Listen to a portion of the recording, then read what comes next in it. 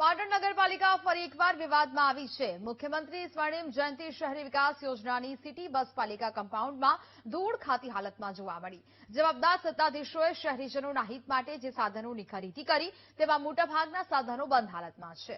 ભાજપની બોડીએ સ્વર્ણિમ જયંતિ શહેરી વિકાસ યોજનામાંથી મળેલી ગ્રાન્ટમાંથી લગભગ 24 લાખના ખર્ચે 2 સિટી બસ ખરીદી હતી, જે ગ્રાન્ટ પાણીમાં ગઈ હોય તેવું લાગી રહ્યું છે। પાલિકાની બેદરકારી અને અનાવડતને કારણે બસ બંધ હાલતમાં જોવા મળી રહી છે। બસમાં માત્ર સામાન્ય ફોલ્ટ હોવા છતાં બસ ચાલુ કરવામાં નથી આવતી, જેને કારણે પાટણની પ્રજા વધુ પૈસા ખર્ચ કરી અને રિક્ષામાં જવા મજબૂર બની છે। પાટણ નગરપાલિકાના અંદરોઅંદરના ડખાને કારણે આજે આ સિટી બસ ભંગાર હાલતમાં છે। જો ચાલુ કરવામાં આવે તો પ્રજાને મોંઘાદાર રિક્ષાના ભાડા ખર્ચ કર્યા વગર સસ્તા ભાવે ઘરે આવવા જવા માટેનો લાભ મળી રહે। તે સમય સિટી બસ ચાલુ હતી ત્યારે 3 દરવાજાથી અમારે કોલેજ સુધીનું ભાડું 5 રૂપિયા થતું હતું। આજે એ જ ભાડું અમારે રિક્ષામાં 40 થી 50 રૂપિયા થાય, આવા જવાના 80 રૂપિયા ટોટલ થાય છે। એટલે અમને બહુ જ મોંઘું પડે છે। અને પાટણની સિટી બસ જ્યારે ચાલતી હતી ત્યારે આખા પાટણની સફર અમને 5 કે 10 રૂપિયામાં થઈ શકતી હતી। તો એ પાટણ પાલિકાને અમારે એટલી જ માંગ છે, અમારે વિદ્યાર્થીઓ, વૃદ્ધો તેમજ બધા લોકોને સરળતા થાય એ માટે પાટણની સિટી બસ ફરીથી ચાલુ થાય એવી અમારી માંગણી છે। મોંઘવારીના બોજ નીચે જે પ્રજા દબાયેલી છે એમને રાહત મળતી હતી, જેના કારણે આ સિટી બસ બંધ થઈ જવાના કારણે અત્યારે પ્રજાને પાટણ સિટીની અંદર કોઈ પ્રવાસ કરવો હોય, કોઈ જગ્યાએ જવું હોય તો 50-40 રૂપિયા રિક્ષાવાળા લે છે। ખરેખર એમને આર્થિક બોજ પડે છે આ મોંઘવારીના સમયમાં।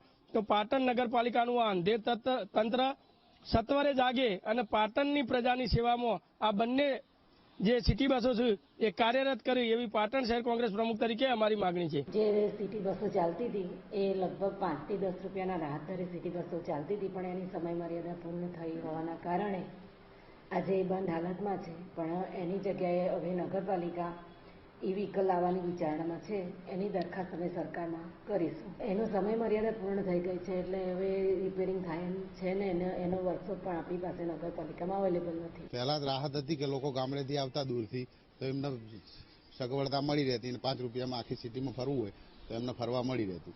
અને હાલ જે નગરપાલિકાની બસો છે હાલ ચાલુમાં નથી અને ત્યાં પડી ધૂળ ખાય છે, તો આ સગવડ ફરીથી ચાલુ કરવામાં આવે તો લોકોને રાહત થાય। રિક્ષા ભાડા તો હાલ સિદ્ધપુર ચોકડીથી આપણે આવીએ તો 50-100 રૂપિયા આપવા પડે। પાટણ નગરપાલિકાના અનાવડતના કારણે આજે મારી પાછળના જે દ્રશ્યો બતાવવા માંગીશ તે પાટણ શહેરની અંદર જે તે સમયે સ્વર્ણિમ જયંતિ શહેરી યોજના અંતર્ગત પાટણ શહેરની અંદર 2 સિટી બસો વર્ષ 2014-15 ની અંદર 24 લાખ રૂપિયાના ખર્ચે વસાવવામાં આવી હતી। આ જે સિટી બસના દ્રશ્યો જોઈ શકો છો તે પાટણ શહેરની જે પ્રજા છે તેને સસ્તા દરે પાટણ શહેરની અંદર પ્રવાસ કરી શકે તે હેતુથી અહીંયા શરૂ કરવામાં આવી હતી, પરંતુ પાલિકાના અનાવડતના કારણે આજે આ જે સિટી બસો છે તે પાલિકાના કમ્પાઉન્ડની અંદર છેલ્લા ઘણા સમયથી ધૂળ ખાતી હાલતમાં જોવા મળી રહી છે। દ્રશ્યો બીજી સાઈડના અંદરના જગ્યાના બતાવવા માંગીશ કે જે રીતે સમગ્ર શહેરની અંદર આ જ સિટી બસો માત્ર નજીવા દરે એટલે કે 5 રૂપિયાના ભાવે સમગ્ર શહેરની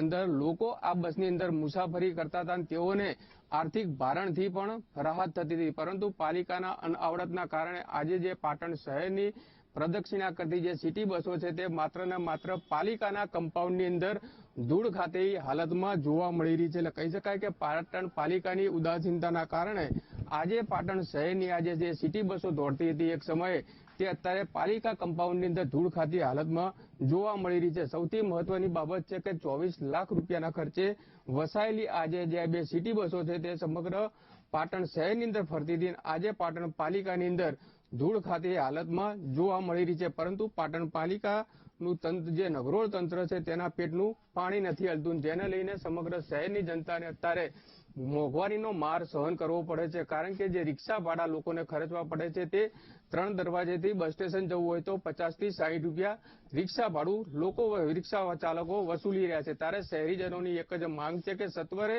ફરી એક વખત જે પાટણ શહેરની અંદર ચાલતી સિટી બસો હતી તેને રિપેરિંગ કરીને ચાલુ કરવામાં આવે તેવી માંગ ઉઠી રહી છે। ભરત પ્રજાપતિ, વીટીવી ન્યૂઝ, પાટણ। સમાચાર યથાવત રાખીશું।